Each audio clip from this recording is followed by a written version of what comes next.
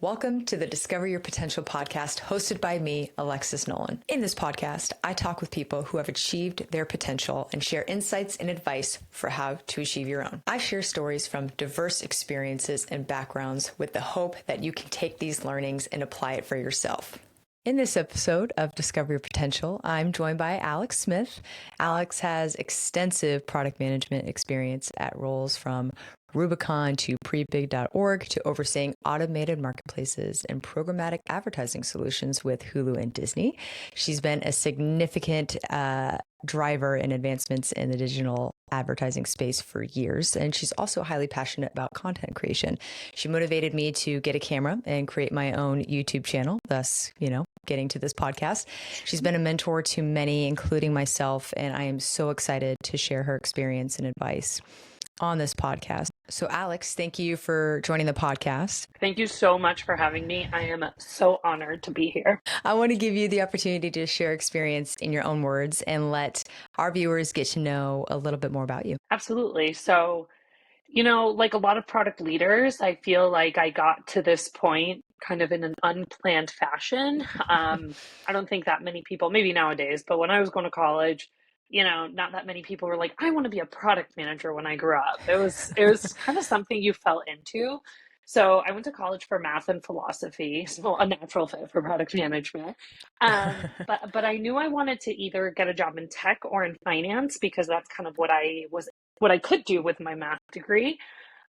Philosophy, unfortunately, it's harder to land a career after that degree without, pursuing further education. So I ended up landing a job in tech, and full disclosure, it's because tech hired before finance, and I just wanted to get a job. I didn't necessarily know what I wanted to do, and tech seemed cool. So I joined this technical development program at Liberty Mutual Insurance, which was an amazing way to start my career because I was able to do 3 rotations in 2 years and really get so much exposure to like how software is built, developed, kind of launched, and all of that good stuff. And through those 3 rotations, I was a business analyst, so I wrote a lot of requirements. I was a Scrum Master and developer, and then I was a project manager in the international PMO. I had worked adjacent with product managers throughout those 2 years, and I kind of decided that's what I wanted to do because I felt like it married kind of this idea of subject matter expertise. I just love knowing things, and I love knowing everything about a thing. I love being an expert. It just brings me a lot of joy. And it also kind of like that leadership aspect of kind of like moving teams and like a direction to like launch something out into the world that's going to bring some form of value. So within Liberty Mutual, I landed my first product job and I was overseeing the B2B transactions team and kind of help that team kind of work in a much more efficient fashion. Me and my husband ended up relocating to LA for a job opportunity for him. And this was pre-COVID and I really wanted a job in person. I knew I wanted to be a product manager, but I wasn't necessarily tied to insurance. So that's when I ended up getting my first job in tech, which was at Rubicon Project. And that experience was just so incredible. I was there for 1.5 years. And within that time, I kind of built this product demand manager, obviously with the help of a lot of other people, which was this self-service managed pre-bid solution. And on the flip side, it was also very involved in pre-bid and prebid.org, which is this open source header bidding solution. So I was doing kind of both like internal stuff as well as this open source work. And I just, that's kind of where I got my foot in the door with ad tech. And I'm still very connected to the team back there and love kind of seeing what they're doing now as kind of Magnite. And then, as I said, I was living in LA and my husband and I would often walk by the Hulu office on our way down to the beach. And I always thought, man, how cool would it be to get a job at Hulu? Like one, I could walk to work, which huge, amazing in LA. And 2, I don't know, I thought it was like so cool. I'm like, they're doing this really cool thing by bringing ads to CTV, something that no one had really done at scale outside of YouTube really, but it's a very different experience. And one day I was perusing the job site and I noticed that they were hiring for a product manager of programmatic, and programmatic at the end of the day is what Rubicon did. And I was like, wow, that's actually kind of like a perfect fit for me. So I applied and lo and behold, I got the job and there I was. And that's where I met you. So, I wanted to share a little bit about like some of my first interactions with you because I think that that's fantastic. And I think Yeah. a lot of it exemplifies why we've maintained like our friendship throughout the years. So, when kind of we first started working together, you were doing analytics for programmatic that I was obviously kind of managing from a product standpoint. And you had never done programmatic before. Yeah. You didn't even have a full product partner Nope. before I came on, but you just were so Yeah. clearly like invested in learning the ins and outs of how things work. And you kind of explained to me kind of like your view of how it worked. And I was like, oh, yeah, that's totally like that. And we just had this wonderful conversation. I remember the room we were in, and you were just clearly like Yeah. someone who was so curious and so kind of eager to learn something new. And with data, you can't really like fudge it. Like it's either right or it's wrong. And Yeah. you were very determined Yep. to like getting to the right answer and understanding like the why the numbers presented the way that they did. And I just found that so awesome because it was hard to have a lot of mentorship in that area because it was so new at Right. Hulu. There wasn't a ton of people that knew a Right. ton, but you made it a point to like learn and be curious and ask the questions and figure it out. And that tenacity to like learn and grow is something that I always admired in you. And I would ask you questions and you always answered, and you always made it a point to give me like a good answer and a thoughtful answer. And I just always appreciated kind of that partnership. So yeah, Appreciate that. at Hulu, of course, and of course at Hulu Disney, kind of I started on the programmatic track. But then about a year after joining, that's when we came together with a larger Disney organization, and there was an Mhm. opportunity to extend that product that I had kind of helped build at Hulu Hacks, the Hulu Ad Exchange, into something Yep. so much bigger, Yeah. to kind of extend to the Disney properties as well. And that's where Drax kind of was pitched and came in. And that was really the beginning of my leadership career, since I had kind of outgrown my role in the sense that like I had so much more work to do than one person could do by introducing Drax. And that's when I was elevated to a manager role and able to kind of hire a team. And then about a year after that, I would say that's when, there was this real push towards kind of automation and making sure that Yeah. Disney's inventory was available in a much more automated fashion to enable Yeah. scale. And that's when kind of programmatic and self-service were brought together under kind of my leadership in the automated marketplaces, um, kind of, I guess, team under the ad product team, Yeah. in which we kind of were trying to really merge that kind of track to have like a joint automation goal. So even though the technologies are very fundamentally different, the business strategy was kind of similar. And that was kind of the what I spent the better part of my career at Disney doing. Um, and then after that, I joined a startup as head of product, called ShopSense AI, and that's still kind of like new and fresh. So, definitely started not really knowing what I wanted to do, but very quickly discovered that product management was for me. And pretty quickly after that, kind of fell into ad tech and programmatic. And that's really my bread and butter. And, I always joke that, I'm over here busy slapping ads on the internet, but never had I thought that slapping ads on the internet would have brought me so much joy and so Yeah. many connections with awesome people like you. Yeah. It's been quite a journey to say the least. I think it's so funny because we both have math backgrounds. I'm stats and math, but I have that passion for philosophy too. So when you talk about when we first sat in that room together and we were just like cranking through problems, I think there's an element of the analytical sense, it's like it's black and white. And then the philosophy sense is like, how can this scale into something bigger? Like, what's the true value that we can unpack here? And I think we really clicked super easily on that piece. And I just found that time to be so incredibly valuable for me. And of course, like your career trajectory just accelerated so fast within Hulu. I mean, you owned and like took programmatic and automation, and you were such a great thought partner, not just to analytics, but to sales, to research, to go to market, like the whole encompassing thing. Like you were really the go-to person. You took a space and you just like completely owned it from end to end. So, I mean, just really great working with you in that regard and from everybody's perspective, I'm sure. And I mean, I was in a different department. You took me under your wing. And essentially you were a mentor to me and you were also a mentor to many others. Right. And so what has been most rewarding to you in that experience of mentoring others? Yeah, I mean, I think there are two aspects of mentorship, and they're both equally kind of satisfying to me and like fulfilling. One is like the personal aspect. Something that I've always wanted to kind of do in life is good. Just like do good. And sometimes in corporate America, we lose ourselves a little bit and we're like, why am I even doing this? Like, who is this benefiting?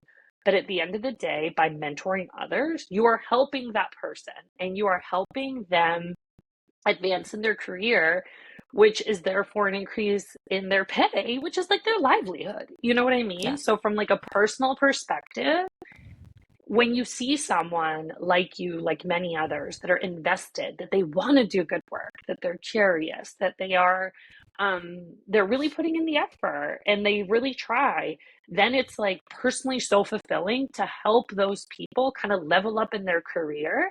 Yeah. And I know that that is a personal just satisfaction for me that I've helped you get to where you are today, even if it's just like a little sliver. I'm okay with that. Like, I'm happy to be part of that. So, from a personal satisfaction perspective, I just really feel like I'm doing good by helping others advance their careers. So, that's kind of like first and foremost. And then, secondly, it's just good for business. At the end of the day, one of the things that I love about kind of ad tech and programmatic is that the numbers speak for themselves. Like the Yeah. revenue speaks for itself. So when you invest in talent, when you help others kind of reach their potential, that's good for business Yeah. because you are basically Yeah. creating someone who's also invested in that business and is going to fix problems and move things forward. So Yep. bringing others under your wing, helping them, teaching them, empowering them to make good decisions. That's just good for business at the end of the 100%. day. And I mean, when you join a company, like you're part of the business. At the end of the day, a company is just a bunch of people all working on the same problems to like reach a solution. So it's like, Yeah. it doesn't matter where in the organization you are, you can impact that change and you can, by both putting in the work yourself as well as by encouraging and inspiring and helping others do the work, kind of grow the business altogether. Yeah. So, I mean, at the end of the day, that's what it is, right? Whether you're doing it in a mentorship capacity or in like a official manager capacity, the idea is all the same. Yeah. Yeah. And it's also as part of mentorship too. And what I've gotten from this podcast is the more you talk about these things, the more that you're learning as well. Like when you're guiding others, Absolutely. you're not only learning enough like about them, you're learning a lot about yourself and the leadership qualities. And there's like, it's like the chain of learning almost in a way. It's like you make an impression on somebody that somebody is going to take that feedback and learning they got from you and transfer it to somebody else. And it's just like a beautiful thing. It's just It mentorship totally is is. one of those things that will stick with you forever. You'll have a connection forever. Hence here we are. But yeah, it's truly incredible. And I value, I can't say it enough, just you taking me under your wing and just exploring an entire business to me, opening me up to the world that it was, because it eventually led me to come over to the ad tech side. So it was really cool just having that. Absolutely. I Um, will say you, another thing that kind of I yeah, mentioned in my intro is like very few people like are like, I'm going to be a product manager. Maybe now again, because, sure. education's changing a lot and Yeah, all that. But like, when you're in a product leader position or even just a product manager position, it behooves you to figure out like who you can mentor and bring under your wing because you never know who your next hire is going to be for your team. So like, oh my God, I love seeing you in the chief of staff role, but I could have totally seen you being a product manager on my team too. And that would have been a great fit for you. Obviously, love that you took a separate path. But like it also, again, like as you're growing a team, as you are helping move the business forward, it kind of behooves you as a product leader in particular to like see who's out there because Yeah. as bringing in someone maybe with a different role background, but like they understand the business, like you can teach them how to product. Like that is a very Yeah. teachable skill. So I Yeah. also think that angle is an important one too. Yeah, for sure. Absolutely. And kind of speaking of that experience too, like you were a key player in the creativity and the success of building Hulu's ad server capabilities and then going into Disney with Drax and such. What are the most impactful lessons you learned from your product management experience that you apply today and as you think ahead? Yeah, I think it really boils down to critical things, I think. And this very much applies to like kind of what I did and how we led the team, but also into the future.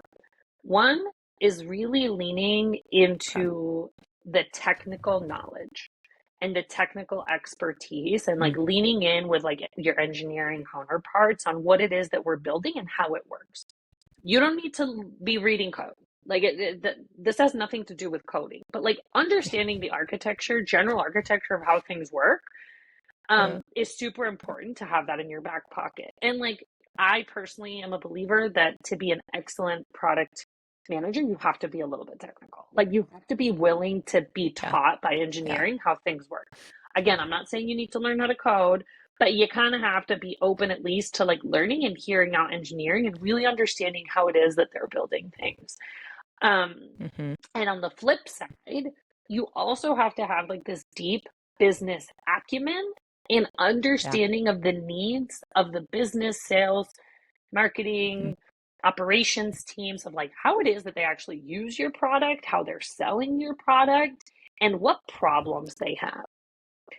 And by having kind of these two worlds and always keeping them in the top of your mind, that'll allow you to have a long term strategy as to where the product needs to go, while also being Right. able to solve short term problems that are happening today. Here's an example. When we built Drax, I had literally like a 3 year roadmap of like, Hmm. okay, it needs to do this Yeah. and this and this Yep. and this and this. That was great for engineering because I had given them like a really solid understanding of what it had to do in the future. So when they were making technical decisions Yep. for today, they kind of knew like in which direction to build things so that you don't build yourself into kind Mm. of a corner Hmm. that you can't get out of. Gotcha. But for sales, like maybe a sales executive cares about the 3 year kind of vision, but Yeah. normally salespeople work a quarter at a time because that's when Uh, they're expected to deliver revenue by. right. So, kind of understanding where they're at and what issues they have today, whether it is it an integration issue, a UI issue, a training issue, meeting them where they are and saying, like, yes, I have a vision and like the roadmap is very important, but I'm willing to work with you on the high priority items that you have that we need to work on today. Yep. So it's kind of like this, and this is especially critical when you're like running a business. It's not like you're not doing anything and you're just going to launch sometime in the future. It's like, no, we're running a business that needs to operate well today as well as grow into the future. So at the Yep. end of the day, it's all about like bringing people along on the journey and kind of being able to go back and forth between this long-term vision and strategy, both from a technical and a business perspective, as well Hmm. as like, what do you need today to be successful and hit that number? And how does that fit into all of the work that engineering needs to do? And I Yeah. think that balance, that dance, it's delicate. And, some people over index on long term, some people over index on short term, and some people over index on the engineering side, some people over index on the business side, but you're kind of in the middle and you kind of have to keep that balance. So I would say that was like the biggest lesson I learned is to like kind of be nimble and see where people are at and kind of meet them there because that's how you gain credibility and at the end of the day you're able to deliver results. Yeah, for sure. I think you're very much more in the design and the engineering aspect and the product itself, you want this to be the best thing in the world. And you're having to work with a lot of stakeholders, like similar chief staff. I mean, you articulated that so well. And I think what the process was when we had worked in Hulu/Disney, I think the process was phenomenal in giving the opportunity for product managers to thrive in that aspect of being able to do both. Like, it was a very rigorous process of having these quarterly reviews. We knew it was upcoming. We had forums for feedback. It just went really, really smoothly. And so I take those learnings still to this day. I love like referring back to some of the materials and thinking about the slides we had put together and the processes we had put together and applying that still now. But yeah, I think you articulated that perfectly. I want to pivot a bit, and I want to talk a lot about being in this tech function a little bit more, particularly being a woman in tech. This comes with its challenges. We're both starting to see growth, however, in diversity in the tech space and the product space, but it's a little bit different when you are a woman in tech. So what initiatives or practices have you found most effective in bringing some diversity and fostering diversity and inclusion within the teams that you've led? Yeah, absolutely. I mean, this is something I'm just really passionate about. Not only am I a woman, but I am Hispanic, which is something that's very important to me. I was born and raised in Spain, moved to the US for college. So, I have a soft spot for all the other kind of Hispanics and Latino folk that I've worked with over the years. And kind of, at the end of the day, they're a non-represented minority, just like African Americans and others. So that is just something that to me is just fundamental. And in tech, it's not as diverse as one would like. And I think that there are a lot of things that kind of we all know about that the kind of increased diversity and inclusion, a lot of them around training and making Yeah. sure that you're kind of like aware of your own biases. Yeah. Really putting an effort in hiring, and when you interview a panel, making sure that there's like diversity on your panel, making sure that the diverse folks on your team really do feel kind of valued and empowered, and not only that they have a seat at the table, but they have a voice and that their voice is Yeah. equal to other Yeah. people's. Um, and really trying to promote folks and help them out in ways that others just they get that help kind of naturally. So I think Yeah. those are things that kind of we're all aware of. But one of the things that I feel like is super important is really trying to speak up when you see something that you don't like. I have Mm-hmm. two examples of this. So, and speak up to someone in leadership, and preferably someone that might not see the world like you see it.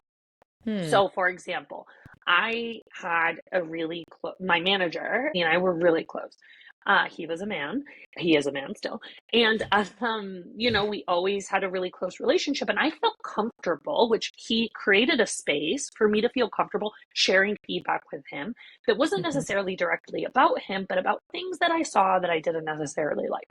For Okay. example, I remember during Women's History Month, we got an email from a leader at the company saying something along the lines of, as a girl dad, or like as a dad of daughters, I really respect women. I went straight to my manager and I said, Mm-hmm. just so you know, as a woman, this does not feel good because I am valuable just for existing. I don't Yeah. need to be the daughter of a man to have value. Like Yeah. this reads like I started caring about women when I had daughters. And Yeah. that doesn't feel good to me. So just so you know, Mm, like this isn't like great. And if I'm feeling this way, maybe other women are feeling this for way too. sure. For sure. And like he took that and he was like, thank you so much for letting me know. I would have not thought about that, but now I Mm-hmm. know. And I Yeah. know that in his position of influence and power, now he has that little extra bit of knowledge and like how to maybe think about addressing women during Yeah. Women's History Month. Yeah. Another thing is I remember during Hispanic Heritage Month, we got an email again being like, we celebrate like Latinos in the workplace. And they had copy in English and copy in Spanish. Okay. The copy in Spanish had clearly been translated by Google Translate, and like there was like grammar Mm. mistakes everywhere. Oh, wow. And I again brought it to him and I was like, just so you know, the Spanish copy is filled with errors. Like I love the Yeah. intention, but like this doesn't feel good because it's like, it's clearly a lazy attempt at translating a text. I would have been okay with just getting it in English. Like, Yeah. and he was like, wow, well, thank you for saying that because I wouldn't have known because I don't speak Spanish. So Yeah. thank you for bringing that to my attention. And I also went the extra mile on that one and reached out to all of my fellow Hispanic folk at work that I knew speak Spanish. And I said, hey, like, haha, like, can you believe it? And kind of just like giggled about it in a way that made them Yeah. feel like, hey, I see you, I hear you, and I know Okay. this didn't feel good to me. So if it didn't feel good to you, like at least we're together. And just so you know, like I have talked to leadership about it so it doesn't happen again in the I love future. that. I love So that. again, these are just two examples of like having these Mm-hmm. relationships with like senior leaders and just Yep. telling them how certain things make you feel and how you would rather they go because Yep. people aren't perfect. Diversity and inclusion still has a ways to go Yep. within technology, but I feel like it is my responsibility to speak up when I see something I don't like and kind of in a positive, like, hey, like I didn't like this. Maybe I would have done it this other way.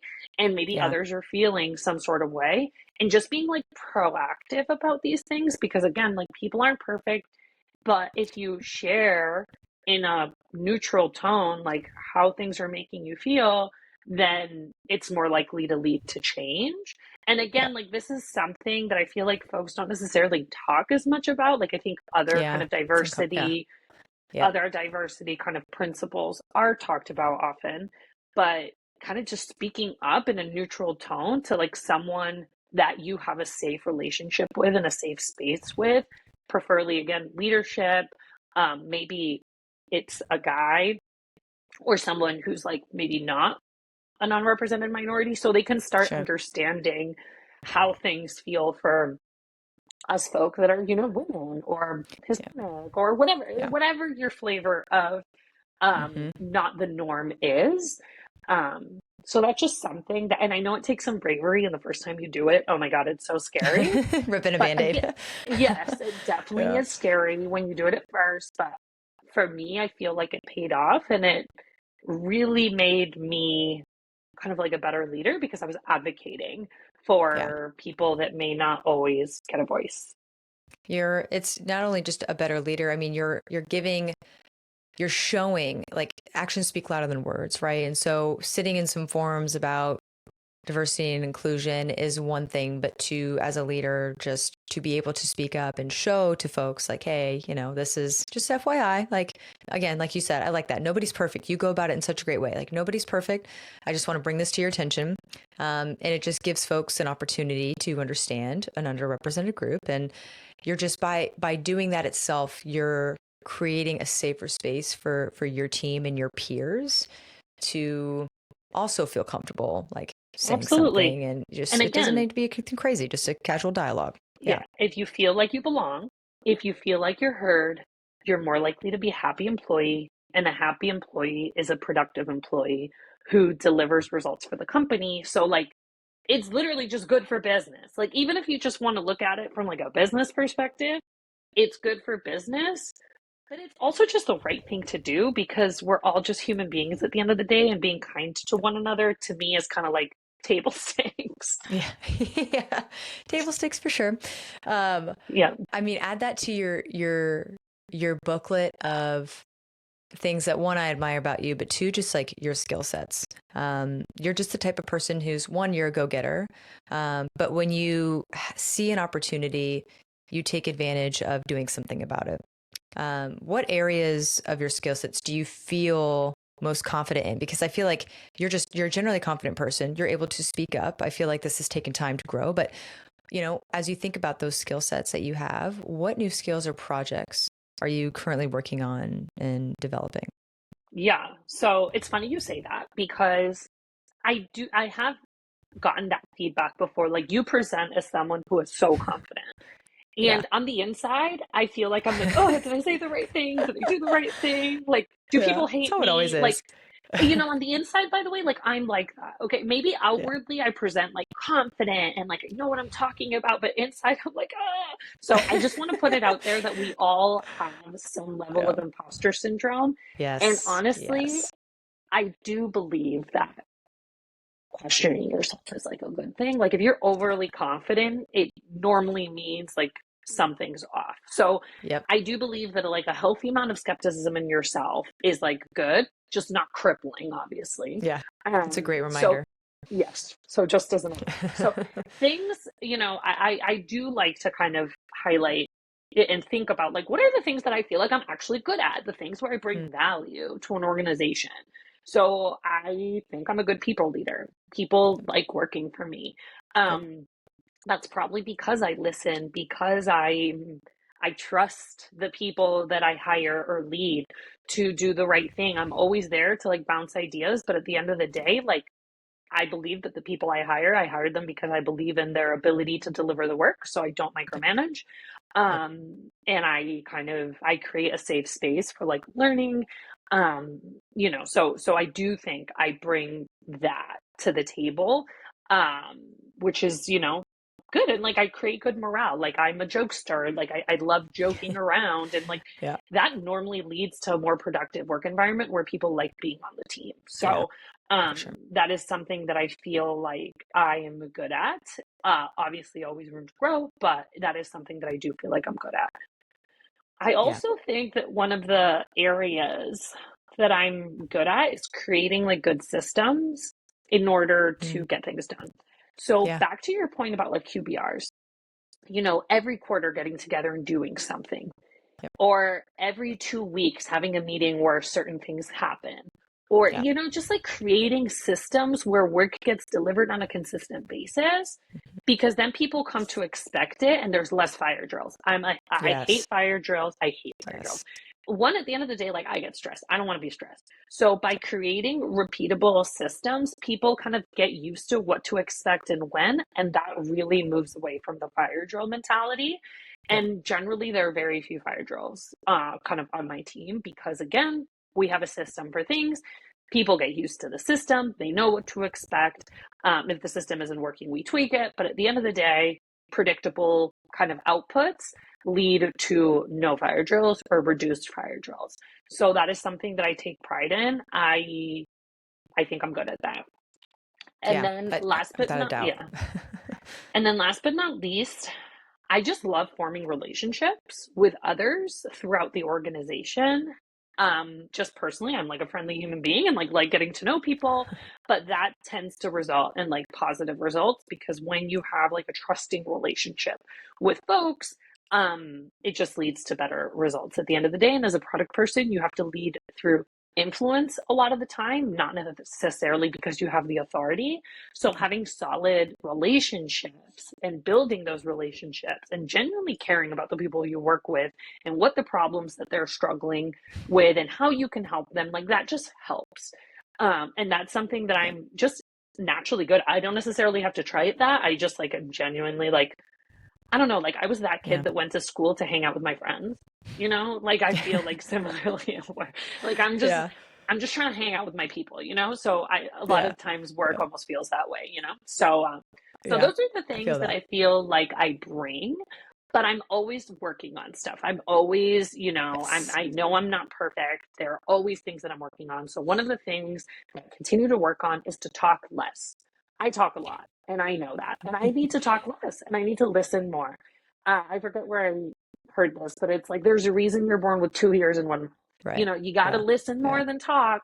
And I'm Yeah. kind of a chatterbox. And I feel like as I grow into more and more kind of leadership positions, I need to listen more and talk less. So this is something that it's very difficult for me because I'm very chatty, but I need to just talk less. Here you gave me a forum to just go nuts. I know. And Um, this is your space. Have more, please. We can do this more often if it helps. but yeah, so that's kind of like a general thing that I'm trying to work at. Yeah. Another thing that I feel like I'm still working through is executive kind of management. I'm Mm, pretty good at working like amongst my peer set and maybe a yeah. level or two higher. But Yeah. when you get to like the president level, like how do you deliver the most effective presentation or Yeah. communication to the audience? It's always For tough sure. and you don't get a ton of practice at it either, to be honest. Yeah. Like it's one of those things that you just don't get a ton of practice. I err on the side of giving too many details. but like a lot of people, it's like they don't need to know. But like I care, so I feel like I need Yeah. to share, but like they don't need to know, you know? So Yeah. working on that and how to like be super succinct and like those executive level communications and just sharing exactly the Yeah. details that need to be blown at the altitude that they need to know and not going down rabbit holes is something that I continue to work on. And then last but not least, something I'm always also working on is how to best deliver feedback to folks on my team.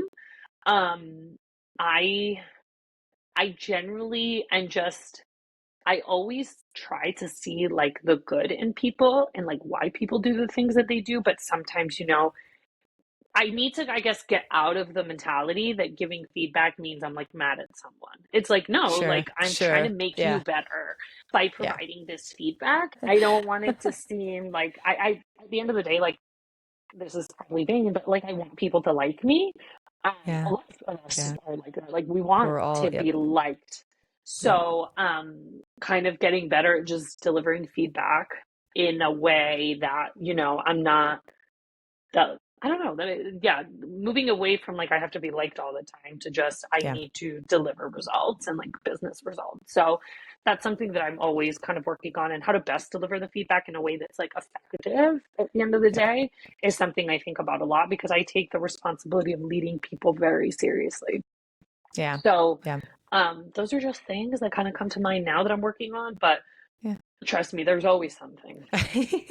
That's a good thing. I think if you have a couple of things that you know you're working on, you're in pretty good shape. Like if you didn't have anything that you wanted to work on, that's kind of a flag. But I mean, touching on each of these things, like executive and communications and leadership that way, like I think all of these things are very applicable to this chief of staff aspect now. Learning to consolidate my thoughts and summarize these thoughts. So kind of taking like your first and second one. So talking, I feel like I can go on a rant about something. And that happens when you're passionate about something. You just want to talk about it, and that's okay. Absolutely. But also, like, I have the same thing. I need to remind myself, and this podcast is a perfect place to do it because I have to sit back, I'm listening, and I'm hearing, some really great advice. And so taking that and providing high level insights, particularly when working in a chief of staff function, everything's got to be crisp and direct.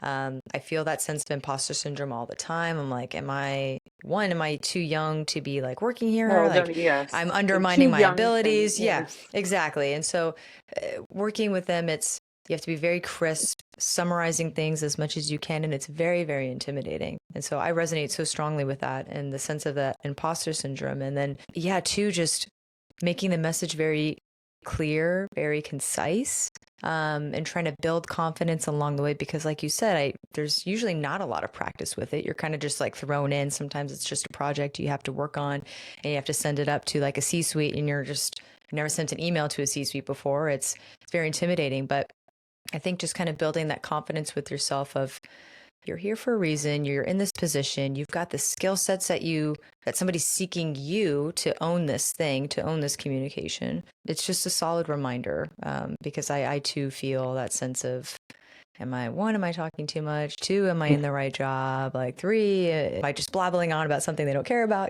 So yeah, Yeah, I definitely totally. resonate. Yeah, and again, like being a woman, being on the younger side, like these are Yeah. all of the things that like make you wonder, Yeah. oh my God, like do I sound stupid? Like that's, Yeah. and you never Yeah, want all to, the time. but it happens, okay? And we've Yeah. all been there. We're Yeah. all there. I think again, like if you don't sometimes think you might sound stupid, like you you're not pushing Yeah. yourself. Like you're not going Right. out of your comfort zone, right? I want to get to our last question and pivoting. I mean, we talked a lot about your career. You've accomplished, I mean, I don't know how you fit it on a resume necessarily, but somehow you manage. I mean, you've got a lot of accomplishments and you've like made so many amazing connections, and you've been a leader to folks, you've been a mentor to folks. It's just been really great having you here, but I want to finish on a high note and just talking through maybe like two or three things you are just so proud of, and why. So the first that comes to mind is the summer of 2020. We had just kind of come together with the Disney team and kind of the Disney advertising team was looking at this vendor solution to manage programmatic demand. And I remember going to my manager and his manager and being like, hey guys, like I think we have an opportunity here to pitch using hacks and kind of like evolving it to serve Disney. Like I think that we've got Yeah. something really strong here. Like let's put together the pitch. We put together the pitch, we delivered it, and it got approved. And I just remember my manager telling me, Alex, this is one of those moments in our careers where we're going to look back and say, like, wow, we did that. Like, this is an Yeah. important moment. And like, let's just like enjoy it for 1 second. We're obviously each in our own homes. We're deep in the pandemic. And I was Yeah. like, you're right. Because at the end of the day, that piece of technology was the first piece of Hulu technology used by Mhm. Disney Yeah. and really started propelling everything we had done in our proprietary ad serving to start kind of seeping into the Disney infrastructure that was very much a vendor product heavy Yep. organization and building that trust to be able to ultimately launch the Disney ad server. Like Yep. truly getting hacks to be tracks and onboarding all of that and actually delivering, because we didn't just say we were going to do it. We did the thing. We had like multiple releases per week for about 20 weeks straight. Like it was insane. And we were like on schedule. We did it. And just like the moment where it got passed and then the kind of approved and the moment where like it all got done, that was momentous and huge. And that I do believe is kind of like what brought my personal career to the next level, because it was like, oh my God, I just pitched a product that I can't do it by myself. And that's when they were like, well, good luck. You're a manager now. Like you get to hire a team. And then that's when I always had an idea that I thought I would like people management, but that's when I got to do it and really realize how much I loved it. Um, so that was a huge moment that again, like I remember at the time him being like, Alex, like this is a Yeah. moment. Like let's just like sit in this moment for a second. And I was like, you're totally right. So that was just amazing. I mean, other moments were back at Rubicon, now Magnite, I organized the first pre-bid meetup. And Oh, now, pre-bid actually has staff, like full-time people that work at Prebid that put on events multiple times a year around the globe. So to know that I had kind of pitched and put together the first one with like this tiny little budget at the Old App Nexus office in New York City. wow. And I put together like the panels and everything. And this was like kind of my side gig, was so cool to be able to do that. And it's something that I miss. I think open source technology is so cool. And I loved being part of that and loved seeing kind of Prebid continue to grow. Um, I think those two are just two things that I just really kind of look back to and I'm like, wow, like I did the Big. thing, like Yeah. I feel like that's like the most millennial thing to say, like I did the Yeah. thing, but I truly did the thing. And those are just moments in my career that I always look back on. And then some of my favorite things to do is obviously promoting people. So telling Yeah. people like you got promoted, like is like always such a joy because again, like it's people's livelihoods, it's people's Yep. careers, and being just a small part of that is just huge. So yeah, I mean, I graduated college 10 years ago. It's been 10 years. That's crazy. And what a 10 years. If you would have if you would have told me like back in college, this is what that next decade looked like, I would have been like, you're crazy. Like you're Yeah. crazy. But here we are. And Yeah. I honestly just can't wait what the next 10 years have in store. I have no idea, but I think it's going to be good. Yeah. I have a good hunch that it's going to be good too. It's I have a always good I have, feeling. yeah, a good feeling. I think it's so funny, just kind of same thing. I mean, the math background, you're just like, it feels like you're kind of in a niche, right? But what it really is setting you up in a way that you just think analytically. Like it's just a way of thinking about things. You're problem solving. And I think that can apply to just so many things. And I mean, I remember I did an insurance internship as well. That was one of my first things in college, my first exposure to corporate life. And I was just like, is this insurance thing like my niche? Is this what I'm going to do? And it's just so funny looking back. I think I'm almost 10 years the same thing, right? It's just such a different world.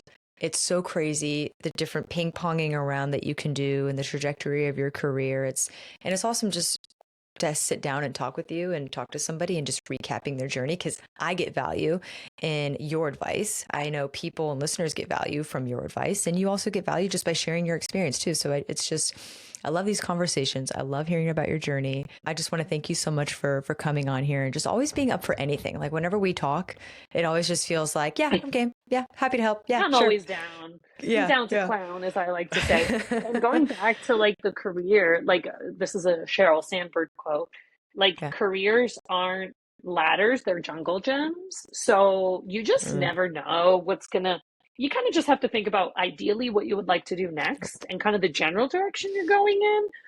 yeah. But you just don't know what you don't know. You don't know what the future is going to look like. So you just kind of have to roll the punches and do your best. And at the end of the day, as long as you're enjoying Yep. what you're doing, and you're learning every day, I think you're headed in the right direction. Yeah, absolutely. Oh, we got so much good advice here. I can't wait to review this later and do some clips. We've got a lot of good content here. So Alex, thank you so much for joining the podcast. Thank you. I'll catch you soon.